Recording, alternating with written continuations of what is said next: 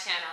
Today I want to talk about something that has really been bothering me since living here in Uganda, and that is in regards to how Ugandans are still very fearful and have this inferiority complex over the white man.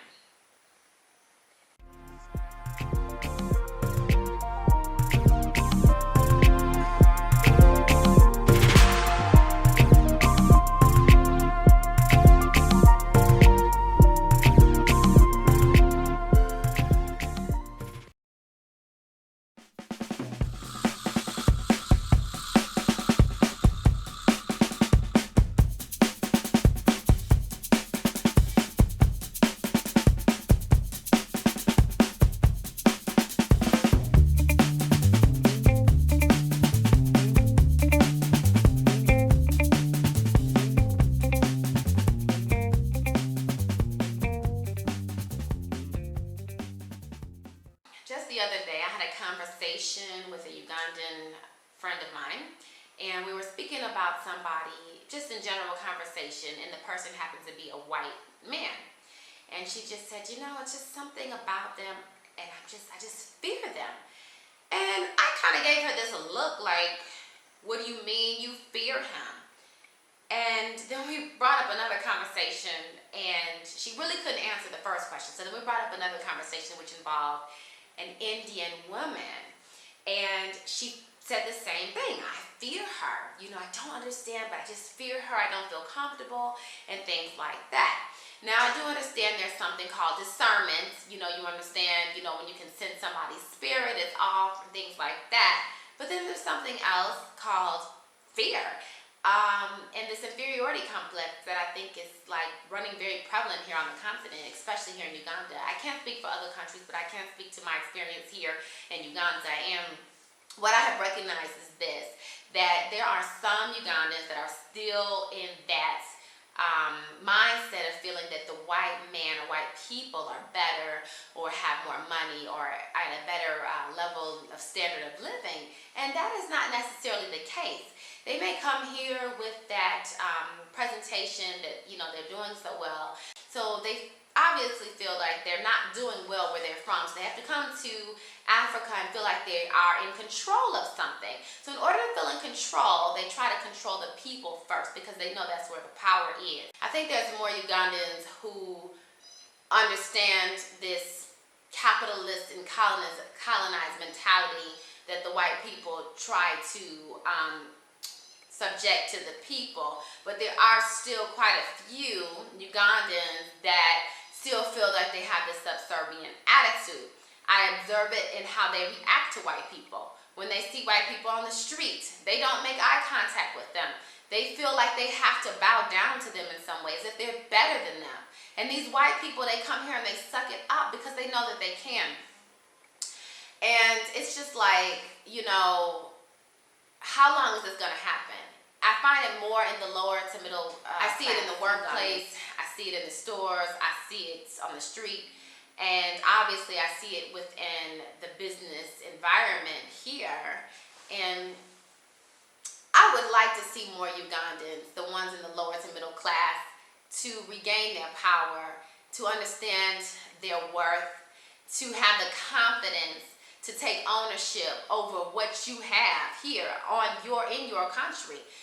And I just find it to be counterproductive for the whites or the other foreigners to come and not provide resources or to help with the overall sustainability of Uganda. And when they do employ their workers, they're usually Ugandan because they know they can pay them for little or nothing, and they put them in these extreme subservient positions such as cleaner, maid, security guard, and that's what you see. You don't see them in the leadership roles to help run the businesses. You don't see them becoming partners with a white or an Indian or an Asian. They're always the ones working underneath. And where else in the world can you do that but on the continent and get away with that? Let's come to the continent so we can capitalize not only off of the economy and the people there, but then use the people as our slaves. And it's still that colonized mindset to to keep reinforcing that we're better than them, so that they can have this fear, so that they won't make any advancements. And that, to me, I find this totally ridiculous. When they see me or other African Americans or other educated Ugandans, they become very fearful because we recognize what's really going on. When more Ugandans wake up and realize their power and start taking back what's theirs, what's yours, start taking back what is yours, start opening these business, cultivating resources, using your innovative ideas, and stop allowing these other people to come in and take over unless they are doing something to benefit the country. Just like if you go back into slavery times, the white people claim that they found the United States. Okay, but then they come to the continent to take Africans to help build up that country. So now they're coming back to the continent to try to still take over, to have control, to capitalize, and to use the people of this land as slaves. Don't you all see that?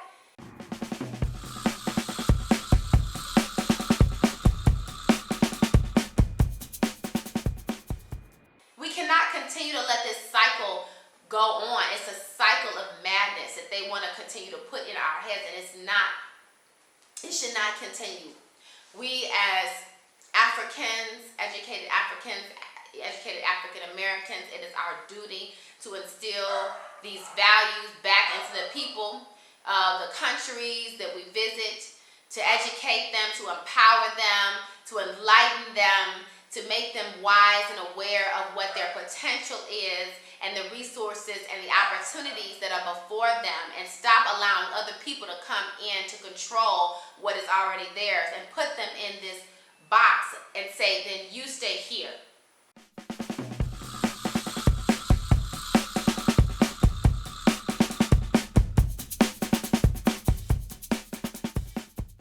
There's so many times it just hurts my heart to see so many Ugandans in this slavery mentality, because that's what has been in their head.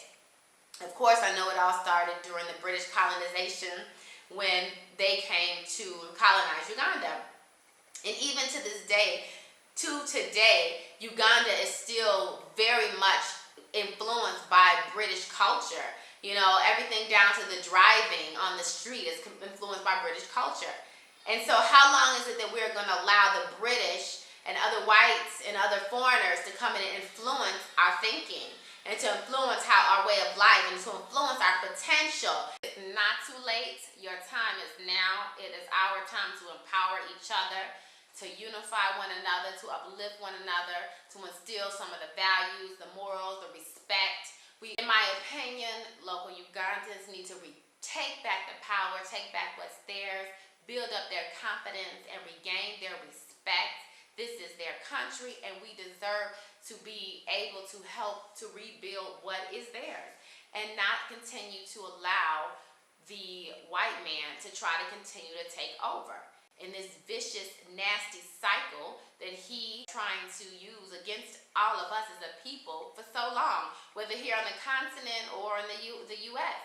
But it's a continuous cycle that has got to stop. I've been way more enlightened since I've been on the continent, and I'm so thankful for this experience. I'm so thankful that God has shown me the things that I've seen so that I can be a voice and to speak out, and to somehow influence somebody or to enlighten somebody else. So I thank God for that opportunity, and I'm hoping that in some way that I can help to rebuild what's here and to give back to the country, to give back to the people, to allow the people to grow, to flourish, so that they realize what their purpose, their potential is for Uganda, because Uganda has a lot of abundance, a lot of power, and a lot of blessings on this land. As you can see, that's why so many of them are coming here, because they realize that.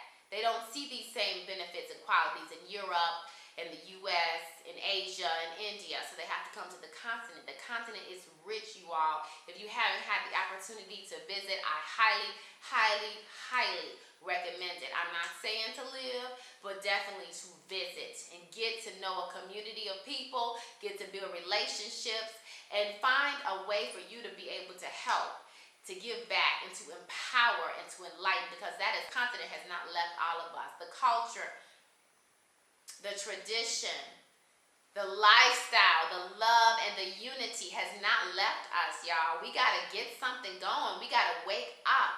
The time is now. So until next time, be blessed and highly favored. I look forward to seeing you on my next video as I bring to you another one of my opinionated talks about my experience